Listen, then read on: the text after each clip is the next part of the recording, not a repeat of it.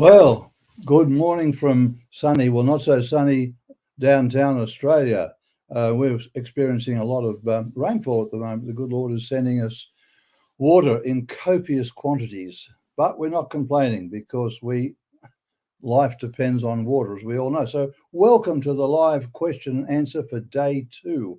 Now, I believe you have had, well, I've had, so you must have had a wonderful time, in my case, re-listening and listening again and taking notes to these 5 wonderful, beautiful, exceptional raw feeding ladies, all of whom had so much information to give us, and so much that looking over my notes, I couldn't even begin to summarize it, except to say that every one of them had exposed bared their souls in many ways to the difficulties they've had and the wonderful experiences, but they all came to the same conclusion that we must start feeding our dogs a raw food diet because that's the way to health for our dogs. And of course, I know that. I'm hoping you're beginning to understand that. And I hope we are getting ready to embrace that if you're not embracing it already. And I know a lot of you won't be, and a lot of you got questions to ask. And that's what we're here today to talk about. So we had these 5 beautiful ladies. I'm hoping I'm allowed to say that. I'm an old school person, so I've worked with ladies all my life. I only had 1 or 2 male veterinary nurses. The rest were wonderful, beautiful people of the female gender, and I've had a wonderful career working in veterinary science with these people, all of whom have gone on to have their own brilliant careers after I retired. Anyway, who do we have today? We had Casey Gruicic, who talked about senior dogs. Beautiful story she gave us. So much to learn. And every one of these people has their own spin and their own way of looking. And I've learned so much from all of this. We had, secondly, we had a wonderful talk on sick dogs by Julianne. And thirdly, we had an excellent talk on puppies. Again, so much practical information from Dr. Kate, then Dr. Judy, and I talked about pancreatitis, and we talked about inflammation and Chinese medicine. A wonderful chat, and I know you will have got so much out of that. And then, of course, the wonderful Kimberly, who talked about transitioning to raw. All of these ladies giving us wonderful information. Now, yesterday, somebody asked me, I was having a brain freeze about where you could get my my books for dogs, feeding dogs in the States. And of course, there are 2 names to this. I'm going to call it an outfit. One is Dogwise, and the other is Direct Book Service. I'm not sure which they go under now. That shows you we work with them constantly, getting our books out to the American public. But that's who they are: Dogwise or Direct Book Service. Look them up. I believe they also channel a lot of my books through Amazon. One of my books you can't get in the States, that's Grow Your Pups with Bones, and you have to get that directly from me. And of course, but all my other books are available through Dogwise or Direct Book Service. So where are we up to? And let me thank again our major sponsor, Hair Today. And if you can support Hair Today, please do so. There's the information about Hair Today. They will help you if you have practical requirements, and I'm not sure how far they ship, but check them out, talk to them. They will give you some help if you need some practical help, and that's very important. And today we've had a lot of talk about the practice, because today we spoke about some very specific aspects of raw, which I've just run through. And I'm going to talk to you, so at the end of this question, I'm going to talk to you a little bit about the masterclass that I will be hosting, putting on, conducting, coaching at the end or after this summit is over. So if you want more information about that, I'll be talking about that. But right now, let's open it up to questions, and Jindy's out there in the background funneling me some questions, and I hope I'll be able to come up with some answers. Oh, here we go. Can you go over DCM, dilated cardiomyopathy, which is being talked a lot about now? Is it indeed? I stay off the internet, by the way. I tend to not look at all this stuff. Years ago, I started looking at it, and there seemed to be so much argument and so on. I thought, oh, I don't want to get involved in that. Anyway, so dilated cardiomyopathy, a terrible heart condition. I work at a local pet store. This is Rebecca. And people come in every day wanting grain kibble, and I'm trying to find the right verbiage to educate. Well, okay. This grain-free kibble is still, it's probably worse than grain-inclusive kibble. Isn't that sad?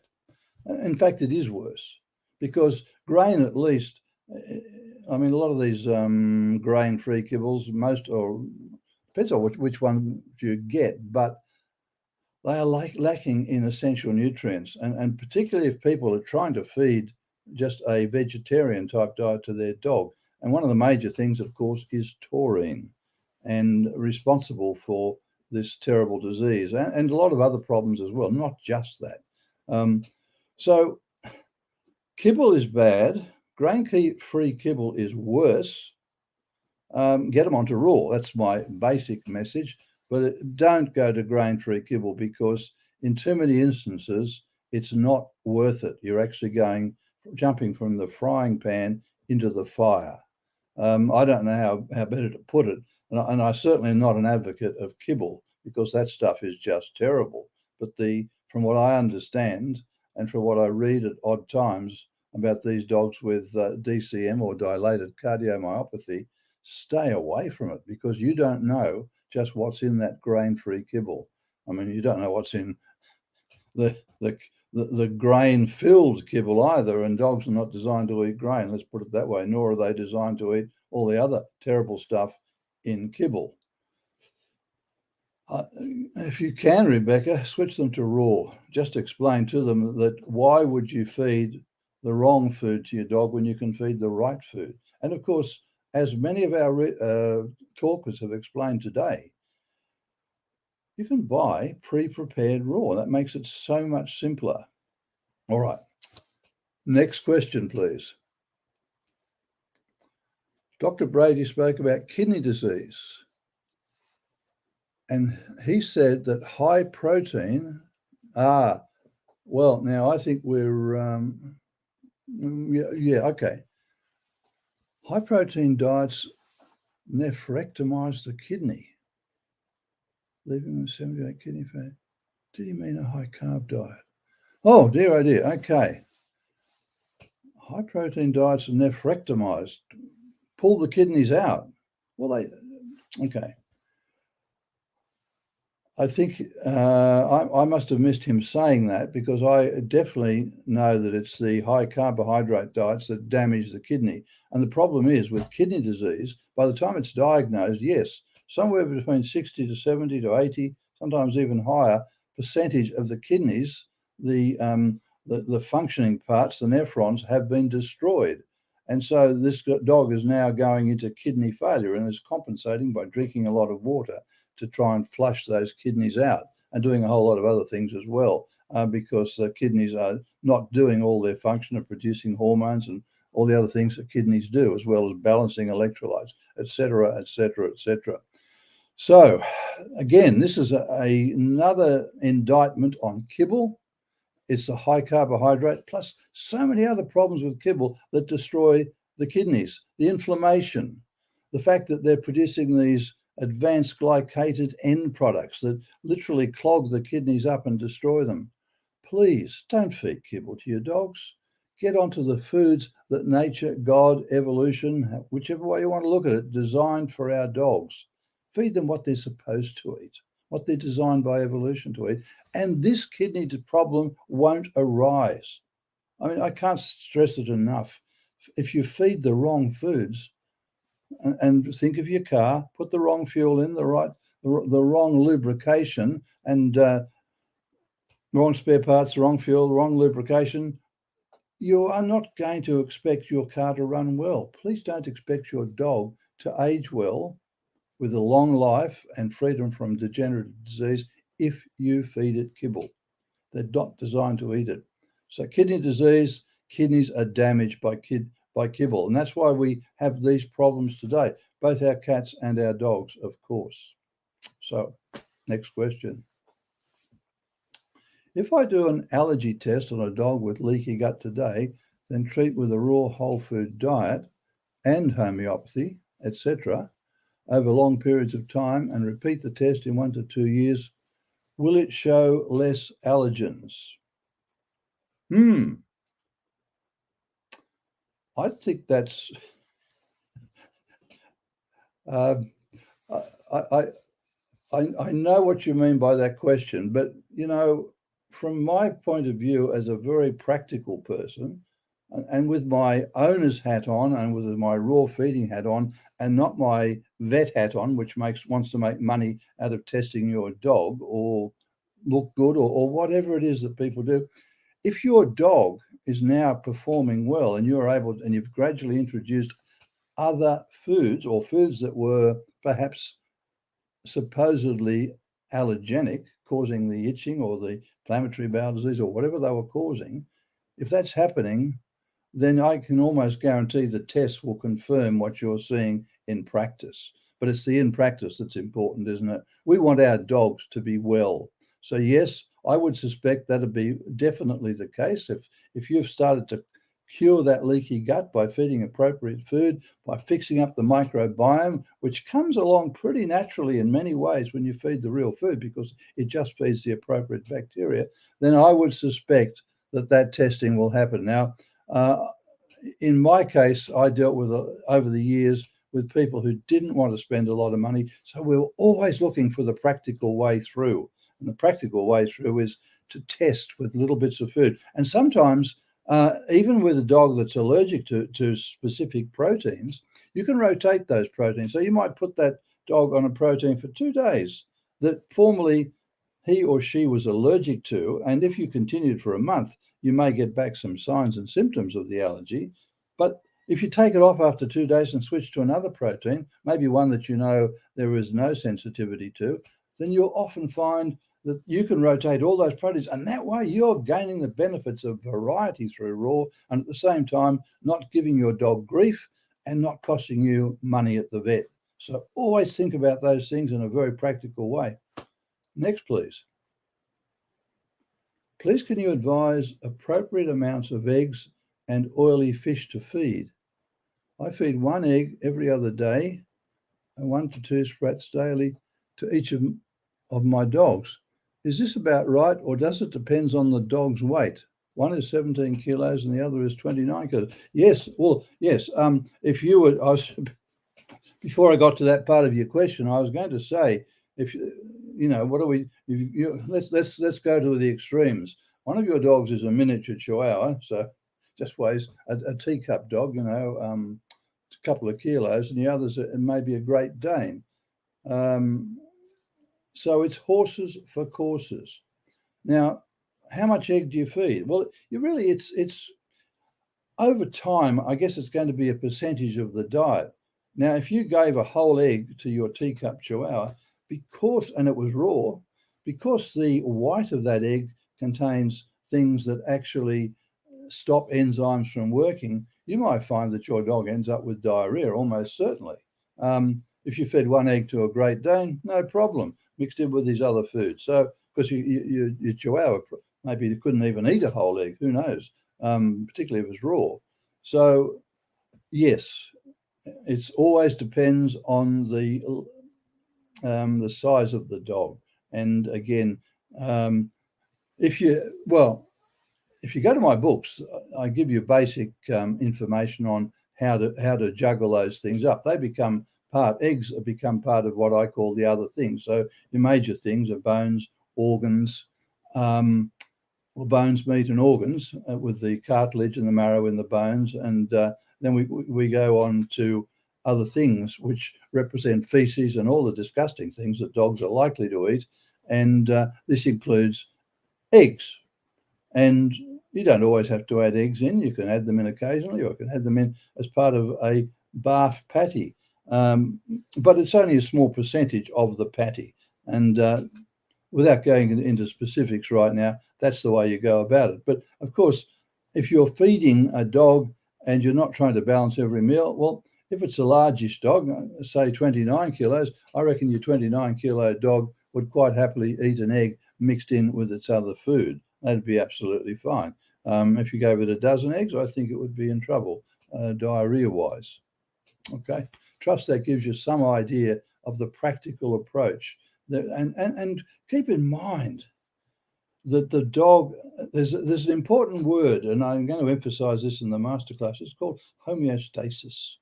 Homeostasis is all about the dog's ability, when the dog works with real food as opposed to rubbish food that we're all, too many of us are feeding, that homeostasis, those mechanisms honed to perfection over millions of years of evolution, are able to pick and choose from real food the nutrients it requires. And even if AVCO says that amount is too small, your dog will pick out what it needs and we would do absolutely fine. But I know that's difficult for a lot of you because we're all being brought up with AVCO. But again, we'll go through that in the masterclass. But anyway, I hope that's giving you some idea. Yes, it depends on weight. Is it possible to combine raw and kibble in a single meal as part of the transition to raw, like adding chicken necks on top of kibble soaked in bone broth? Yes, of course it is. And, you know, it's going to be your dog's reaction to that that's going to say to you, oh, perhaps I shouldn't have done that. For example, you see, what happens is if your dog's body is designed to respond to the food that you put in there. So, and having sort of talked about the fact that high carbohydrate diets are not something our dogs are designed to eat, nevertheless, if you put in a lot of carbohydrates, it will cut down the acid. If you put in a lot of protein, it'll raise the acid in the stomach. If you put them in together, you're going to get a sort of a half and half. So there may be sometimes your dog's body may be a little bit confused. And that is why sometimes the transition from kibble to raw is sometimes better. Bang, just make the change. Maybe a 12 to 24 hour fast is not a bad idea, but just make the change, and the body responds appropriately. Now, if it doesn't, then you go back to the slow. So it's always horses for courses. There are many ways to get to Rome, and you have to choose the one that is most appropriate for your dog, and your dog will tell you. And I know that's not an answer that a lot of you want, but I'm afraid it's the only answer that's true. Every dog is an individual. Every dog responds a little bit differently to what you feed. But in the end, they all respond appropriately to real food, and they respond with health. Does a dog eating fresh grass while on a raw diet mean anything? My 4-month-old puppy eats grass during the day. My 8-year-old wakes up at night sometimes to take her out and eat grass. At 2 to 3 a.m. she will wander around sometimes and just eat grass. Happened last time after eating evening meal of raw, complete beef. Nobody really knows why dogs eat grass, but they all do. What you have to make sure of is that grass hasn't been sprayed with something. Let's make sure if you take them out on grass and they have this habit of eating it, that they are on herbage, not verbiage, that's me at the moment, verbiage, on herbage that has not been sprayed with some herbicide or pesticide of any description. That's important because your dog is going to get some degree of toxin in their body if that is the case. And we know that glyphosate, for example, or Roundup, is a potent carcinogen. Mind you, it's a potent carcinogen over time as well as anything else, but that's a whole issue for the cancer story. But why do they eat it? Well, it may mean that they just want to bring something up. It may, in some cases, they'll eat grass and it causes them to vomit. Why do they do that? Well, there could be a lot of reasons for it if they feel uncomfortable for some reason in their tummy. But it's a very natural thing. I wouldn't be concerned about it. I don't think it means anything in any way about the fact that they might have some deficiency. It's almost impossible. You have to put in a very one-sided diet, like all meat for 6 months, to get a deficiency in our dogs. Their bodies are so resilient when they're on real food. It's amazing. But what you could try adding extra raw crushed vegetables to their diet and see if that doesn't, well, change I'm not going to say fix the problem, but change what they do. If that stops them eating grass, and you might want to do this if you know that your grass around your house has all been sprayed, and that one, wherever you go, you know the council sprays them, then that may be the trick. So try that. I'm a retired vet tech nurse and feeding raw fresh foods to 15 rescue dogs Is a once weekly meal of goat milk and eggs or bone broth okay instead of a complete fast? Of course it is. Of course. And I'm hearing rescue dogs that are probably very thin and undernourished. And yeah, there's nothing wrong with a limited calorie intake on that day. That is great. But also, just even if you're feeding 2 or 3 meals a day, cut down the window of feeding so that you're actually giving them some period during the day. You might only feed them during maybe an 8 or even a 6-hour window. The rest is a fast every day, and that's absolutely fine. But again, if you have a very undernourished dog that's very, very thin, you may not want to do that for a little while. You want to get the dog a little bit more robust and then start doing that. So it's always a matter, and this was emphasized by a lot of our speakers today. Look at your dog. Say, what does my dog need? Use common sense. There's no rules. In fact, let me tell you, I think I might have mentioned this. I probably did, and old people tend to tell the same old stories. But anyway, this is an important story, I think. I had up in my surgery wall as a young vet, there's only one rule in life, there are no rules. And the point of that is we have to understand basic common sense, principles. Rules are for people who don't understand what they're doing and they're imposed upon us. You make up your own rules and you base them on sound principles. So I think the answer to your question is it all depends, but use your common sense. How many percentage of dogs exhibit resource guarding behaviour? Well, every dog that I've ever had has vehemently wanted to guard their bone. Bones are certainly high value items. Tips on working through puppy guarding behaviour.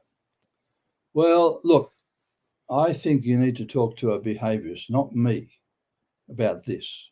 You're probably better off talking to my wife, Rosalind. She's a much kinder person. I guess I'm from the school of we've got to get this done, particularly because in the very early days when we were learning about raw feeding, I had about 6 or 8 very large dogs. Every one of them wanted to guard their bones. So what I had was 6 to 8 star posts lined up with chains attached. And so they were such that the dogs could not reach each other. So at feeding time, they always got a bone or a bone-ish meal or a bony meal. They were tied up. I would train them, would put the bones down. They were not allowed to touch those bones until I told them, and I could tell them individually. But it was a management problem for me. That's the way I accomplished it. And I didn't want these dogs tearing into each other because they would have. And then I've got to stitch them up, and that's a lot of work. And that's being practical. It's also not very nice to have to deal with, and it's dangerous to deal with. So that's the way I did it. But for somebody in a household, and I know you're thinking about maybe children and yourself and a young puppy and wanting that dog to be able to have that bone taken off them all of their life, that's important for a lot of reasons. You've got to be able to take food off a dog because it may not be the right food. It may be contaminated, it may be poisoned, who knows. Well, in my case, I used aversive behaviour. I remember my dog Honey. immediately attacked me as a young puppy, and I scolded her. I said no, and took it off her, and she quickly learnt through the scolding that this was something I didn't approve of, and then of course took it away and then gave her a big love. But even today, that may not be the appropriate way to do it. So speak to behaviourists, please, because I am not the best on behaviour. I'm a nutrition person, and I could be giving you the wrong advice, but that was my experience. My dog is on raw organ meat, bone and fresh grated low-carb veggies. She has diarrhea on and off, and I don't know what to change in her diet to make improvements. She's also on probiotics. I was on raw organ meat, bone and fresh grated low. Okay, now I'm assuming that there may be some other elements in that food, and I don't really know. But when you prepare your veggies, grating is no good, because the grated veggies pass straight through. They're not utilised by the body. They're fine if you just want, if your dog absolutely loves, say, a chunk of vegetable or even grated vegetables, I guess, and that's a treat and it makes them behave or whatever. But as nutrition, grated veggie is pretty useless, because even though they look relatively fine as grated, the vast majority of the cells within those grated pieces are enclosed by a cellulose cell wall, which your dog cannot digest. You have to, when you feed vegetables, the only way to feed them sensibly is to break them. Well, I'm not talking about root vegetables. I'm certainly not talking about potatoes or even pumpkin or any of those, which really do need to be cooked because they've got a lot of this resistant starch and they're just indigestible. But grated vegetables in terms of whether they're vegetable material, whether it's fruit and, say, green vegetables of all types, they have to be put through a juicer. Then you break down every cell. Then the cell walls become available for, they become food to the bacteria in the large bowel. And that's wonderful. They're prebiotics. And the contents of the cells then become available to your dog, and all those phytonutrients and enzymes and other goodies and proteins and fats become available to your dog from the plant material. And that's wonderful, and that's what you want. So that would be the first thing I'd do. And the other thing is, I don't know how much bone you're feeding, and I don't know whether it's a raw meaty bone. If you feed the bone as raw meaty bones, and I would suggest chicken necks or wings in the first instance, because they're full of cartilage as well, which is so protective against cancer and enhances joint health because of that cartilage, and so many other benefits as well. I would be feeding those and maybe increasing the level of them if you're getting diarrhea, because in my experience, nothing tightens up bowels like bones. But they must be raw, of course. So that's my take on that question without knowing anything more. If you have a dog with chronic inflammation from a tick-borne illness, should they be always on a specific raw diet? Well, it depends on the age of the dog. It depends on the health issues that are manifesting. But as a general rule, what I discovered very early on is that the properly balanced whole food diet, and this is not the 80-10-10 diet they talk about out there, because that's pretty well unbalanced and has never been what I prescribed. If you feed a properly balanced whole raw food diet, it's going to fix most problems, because most problems stem, not this one I know, but most problems do stem from incorrect feeding. And of course, if you do have a specific illness, you want to fix that up. Now, if your dog is critically ill, you may actually have to cook food, do all sorts of things, as was described today. But if your dog is relatively well, the thing that's going to support that dog through the illness, if they can eat and they can digest and they can push it out the other end as reasonably formed stools, then a properly balanced whole raw food diet is the way to go. And it should always include some fermented foods. And there are lots out there on the market. and there's even one I'm involved with, but I don't want to mention that because it's not my job to do that at the moment. But it is my job to say to you that fermented foods as part of a raw whole food diet is also very important in helping to repair that microbiome. And again, as I emphasize, if you're feeding the right foods, then the right bacteria tend to respond to that by multiplying. So in short, the answer is yes, a generally properly balanced raw whole food diet is the way to go, everything else being equal. Can I feed any kind of raw bones? Concern my dog will swallow bits whole. Well, it depends. If you have, again, let's go to say, well, a small dog of some type, and you feed small bones that could just nicely block off the trachea, the windpipe. Not a great idea, particularly if your dog's a gulper. You have to give that dog a bone that they have to chew on and really work on to get that bone into them. That's important. And in fact, if you are that concerned about it, then I would suggest you grind the bones up so that they're part of a patty mix, and that's the way you feed them. So horses for courses, you've got to match the bone to the dog.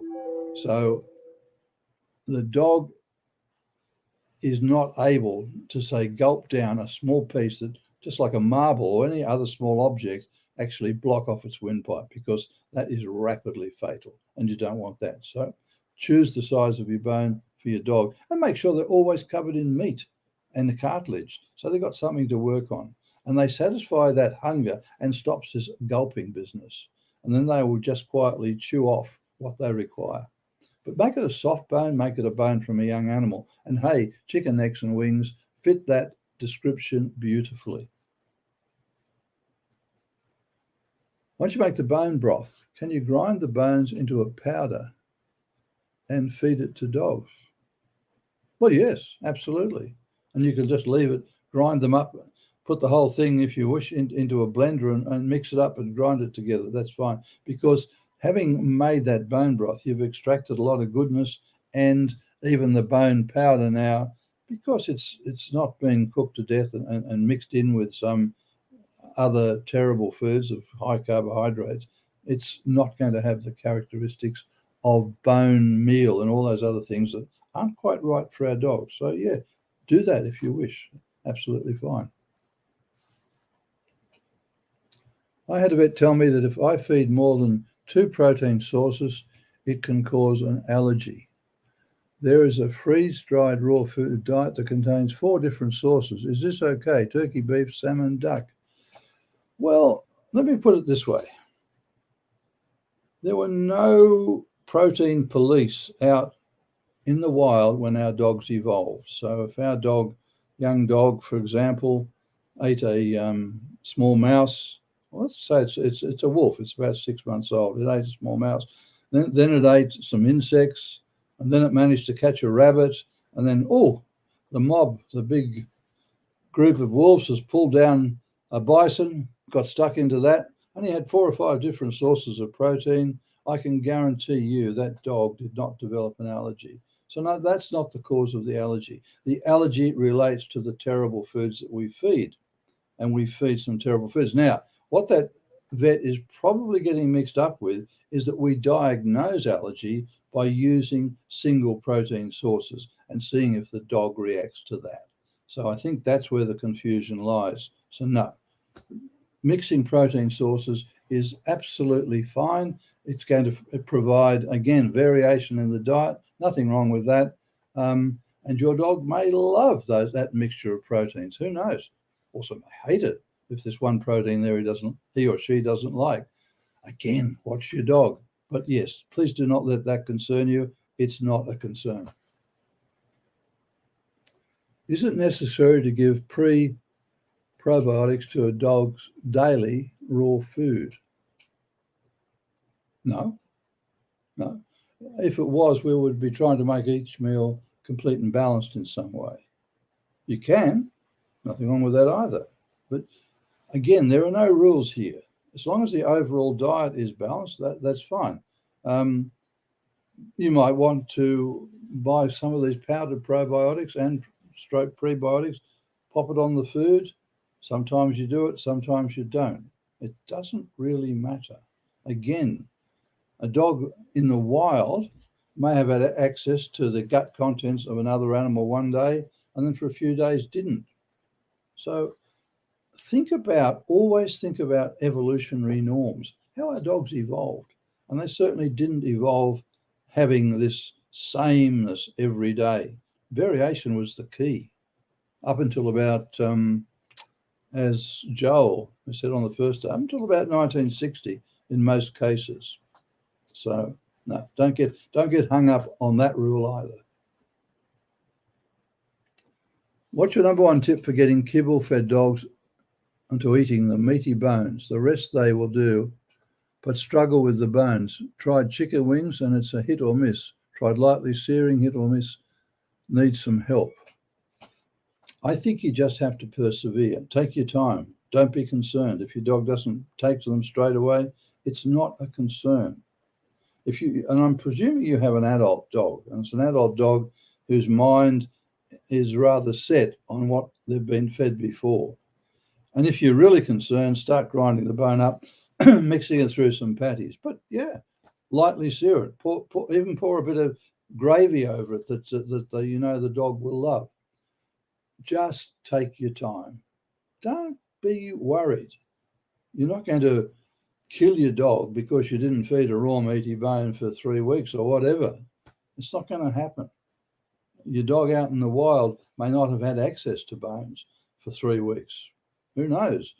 For example, in Australia, we can have plagues of insects. So that's all the dingo will eat, maybe for a month. And because the insect is whole food, they'll do absolutely fine. And that's also a rationale for these days of using insect protein to build up dog food. But that's a whole other story. But so no, don't be concerned. Just be calm, be patient, try what works with your dog, and it will gradually happen. And it's important that your dog does actually chew on bones in the long run because it helps with periodontal disease and the teeth, and it's satisfying to them. And it's a bit like, one day they'll see the light and say, oh, bones. Oh, I suddenly get it. These are wonderful. And they'll get into it. So don't be concerned.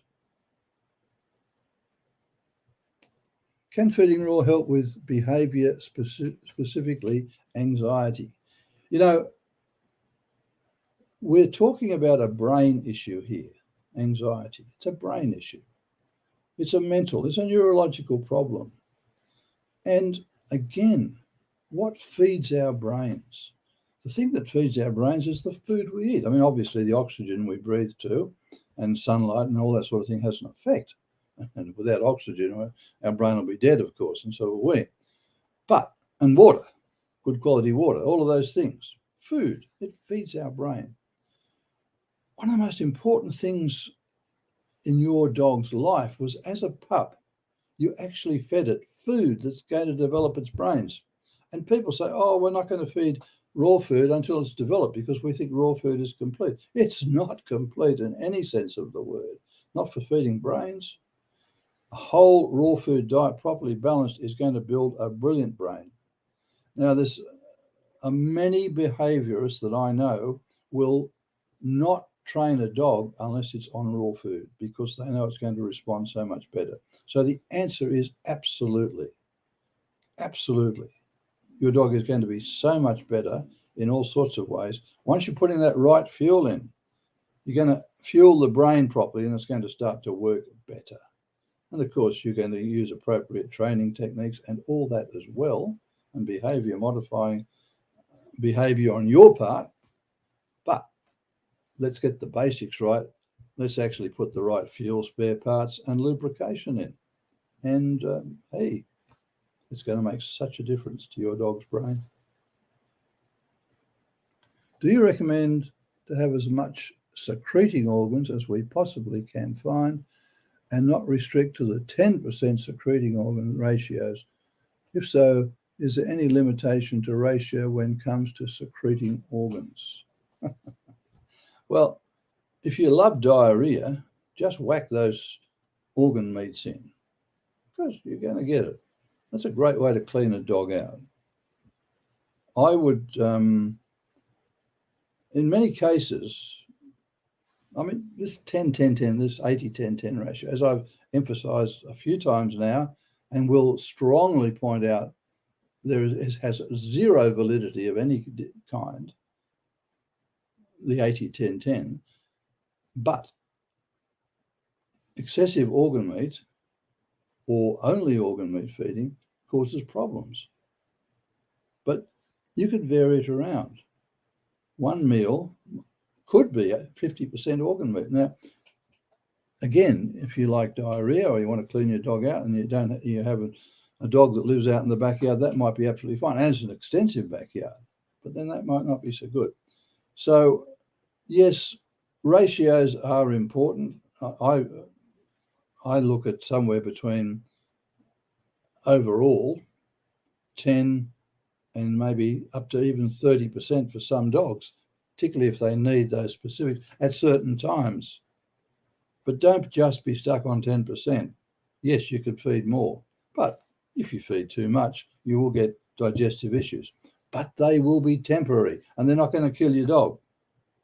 Well, I can't give an ironclad issue on that, but in the vast majority of cases, they won't. In the normal course of events with a normally healthy dog, you will just get a response, and you'll say, "Whoops, that was a bit much. I'll feed a little bit less next time."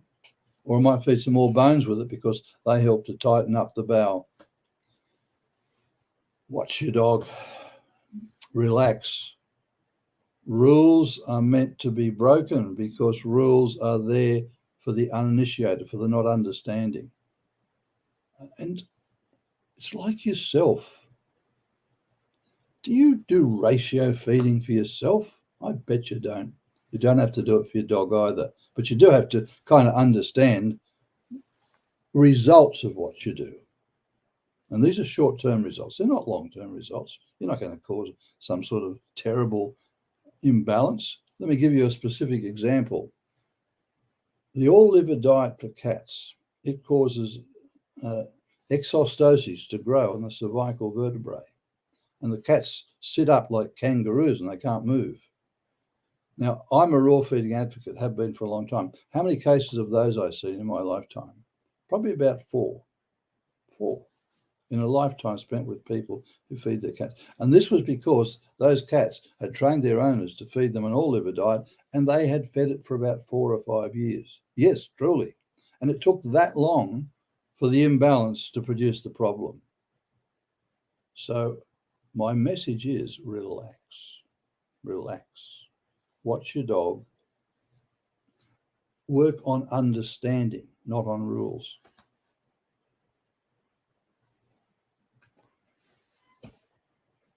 So you feed the pulp of the juiced veggies. Yes, and I feed the juice as well. Sometimes you can drink some of the juice, sometimes you can put it all back in. Some dogs don't like a lot of that juice in there. They say this is too sloppy. Some say this is too dry. Watch your dog. Both of those have value. The juice, as I mentioned, is full of enzymes, phytonutrients, proteins, all those components of a cell are proteins. They're fats. The cell walls, even the inner cell wall, is basically fat. So feed the juice and the pulp, because you're, again, as I mentioned yesterday, but I'll mention it again because it's important, evolutionary norms. What do the dogs eat? Well, and they do, particularly in times of hardship. They will eat the gut contents of them, or they're eating a whole animal. So that's coming into them. So they're not separating out the pulp from the juice. They're getting both. Evolutionary norms. Follow them. Yesterday, you spoke about 80-10-10 not being such an important ratio. What is the minimum and maximum percentage of offal to feed? I thought too much of offal would be a problem. I think we've just addressed that problem. So let's move on from that. I have many customers at the pet store doing both raw and kibble, raw for one meal and kibble for the other. So without going any further with this question, my immediate reaction to that is, well, I'm loving my dog at one meal and hating my dog at another because I want to cause it harm. Anyway, raw for one meal and kibble for the other. Is it better to feed raw in the morning or at night in regards to digestion?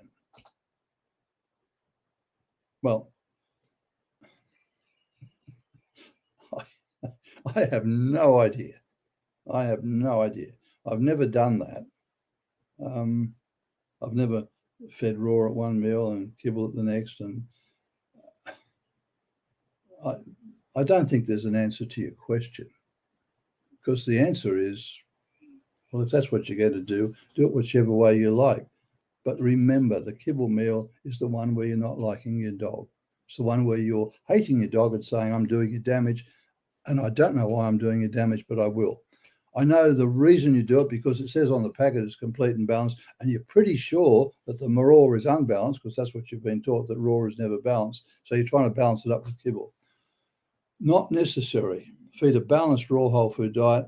You are feeding a genuinely and biologically complete and balanced diet. With the kibble, it might be legally balanced, but it's certainly not biologically balanced. And that's the stuff that sends all those animals into the vet's office for diabetes, arthritis. And I'm talking about type 1 diabetes because it's damaged the pancreas that much that it's not producing insulin, and it's caused insulin resistance because of all the carbohydrates. So we're talking about a very damaging diet at one meal and a healthy diet at the other. Why would you do it? And I know, and there's no issue with the digestion thing. That's just because as I mentioned earlier, digestion, the body responds to the food that has been given. It's going to respond better, let me assure you, to a raw diet that is designed by evolution to respond to than the rubbish that we are currently feeding it, that the pet food companies are making so much money out of that they can sponsor vet schools and shows and magazines and research to show that their product is good, which it isn't. Terrible stuff. What's your thoughts about having crocodile as a protein?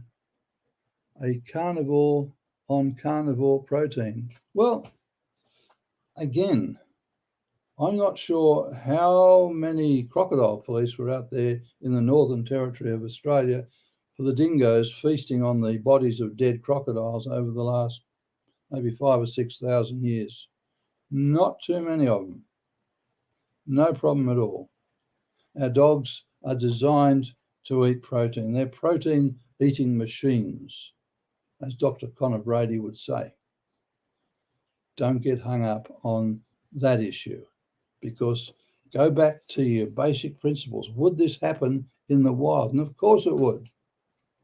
There were no crocodile police. There's nobody out there saying, hey, you can't eat that crocodile meat.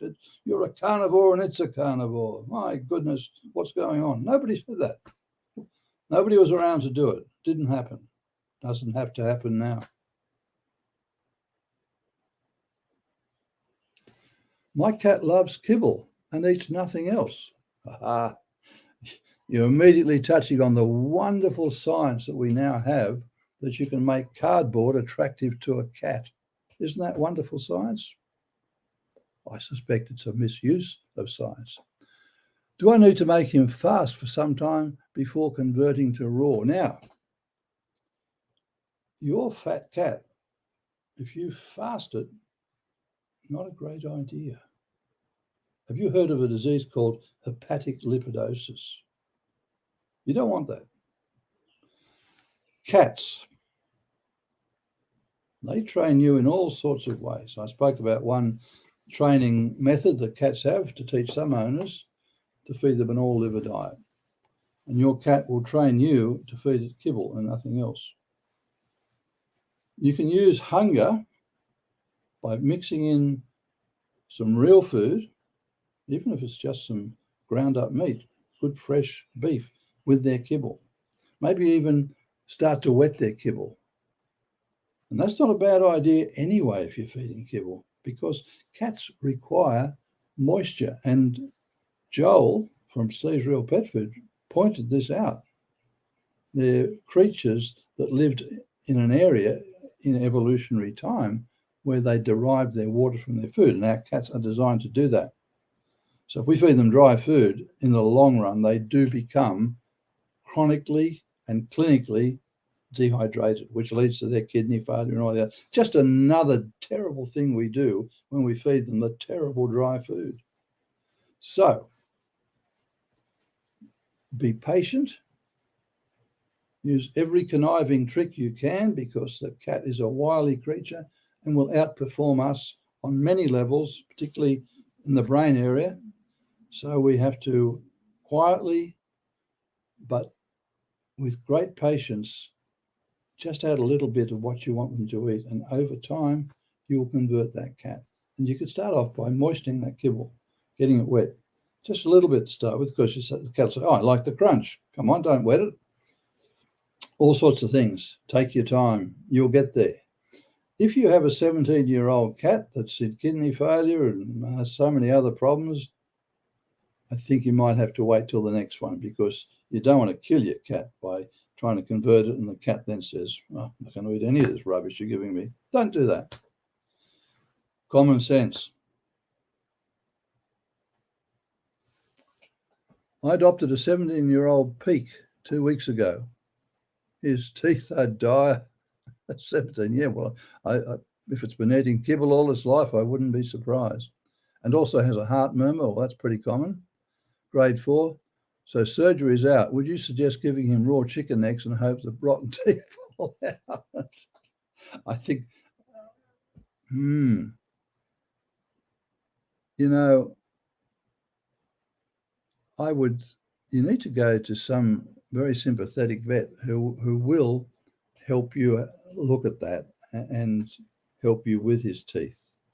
I think you're going to need to feed ground up barf to this cat. I'm assuming that your cat will eat it. Transitioning may be a problem. I don't know. But yes, those teeth, they're a source of bacteria and bacterial toxins for your cat. And the same, sorry, this is a dog. I'm getting my species mixed up. But then I did miss that lesson, the difference between a cat and a dog, when I was at uni. So you have to forgive me. Go to your vet. Has to be a sympathetic vet. They'll help you work through this. Can we extract these teeth without causing pain? Will they fall out as my cat eats this better food? Will they improve? I don't know, but you could try. This again, you just need to see what you can do, what's the best, because as I was saying, those teeth with their periodontal, these pockets, these gingival pockets of bacteria, making toxins that are going to your cat's brain, going to your cat's body, its kidneys, its heart, everywhere. Causing endocarditis, kidney failure, wrecking the nephrons that do the filtering and so on. You really do want to get rid of them. And at 17, yes, it's dicey. So these are one of the things you have to toss up with a very sympathetic and understanding vet. That's the best advice I can give you, because it's horses for courses. And it may be that you just can't do too much about those teeth. You have to either let them fall out naturally. And yes, as well as feeding the patties, if your cat will actually chew on those necks or wings, great. I can't see it because those teeth are so sore in many instances. If they're not, they can't be too bad. They may be able to be resurrected. But again, you need a sympathetic vet, somebody who will help you go through that trauma, or just figure it out from first principles for yourself from what I've just talked about. My dog has a raging yeast infection from a vet-recommended kibble diet. Well, can I say, and I think you know the answer to that bit, but anyway, let me read further. Get them off that terrible kibble. I now have her on wild-caught cooked sockeye salmon. Right. Are they cooked because you're worried about parasites in the salmon? I don't know. And I'm slowly introducing her to raw turkey, no carbs, no sugar. She's a senior dog. Never had a yeast all over her body infection ever until now. Do you think I'm on the right track? I've also ordered a Dord Beast yeast protocol. Well, of course you are.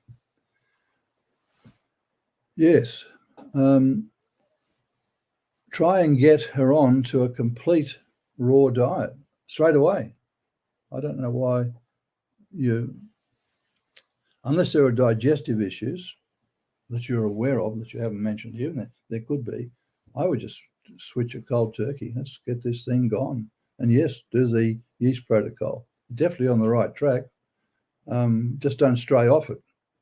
Get on it and stay on it, if I can use your metaphor. Yep. Are there risks for thyroid toxicity feeding head and neck pieces? Well, I do know that years ago I had a case where somebody was feeding tracheas, and the tracheas all had the thyroid gland there, and that was pretty well an exclusive diet. And over a period of about 12 months, we did have a problem. It took a while. I wouldn't be concerned if that's just part of a balanced raw food diet. I would not be concerned at all. I would think that was great. Fantastic. So if you're feeding it to excess, that is to say, feeding masses of this stuff every day, and it's the only thing you feed, and you've done it for about 3 months, then I would start to be worried that you may cause a problem. But if you're not doing that and just feeding as part of a balanced diet, no problems at all. I'd like to add some fermented goat milk to my 53-pound raw-fed dog's meals. Sounds good to me. Can you tell me how much to add? How many times a day or week? And anything I should watch for? Thank you. This, and I'm not being horrible, my answer to that is, how long is a piece of string? There is no answer to your question.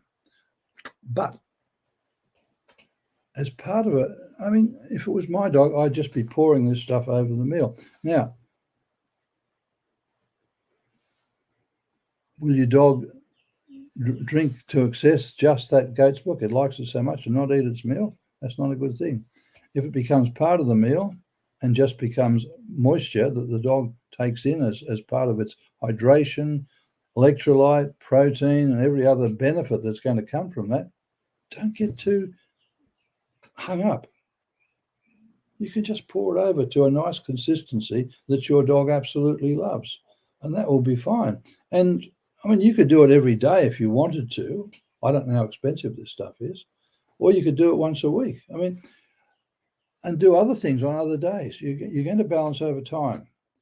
This is just part of a lovely, varied program of feeding you're going to give your dog. So you don't have to be excessive about anything, and you don't have to be stingy. And your dog will balance these things up. So just think, if this was my meal, or this was me, would I like a cup of this stuff every day?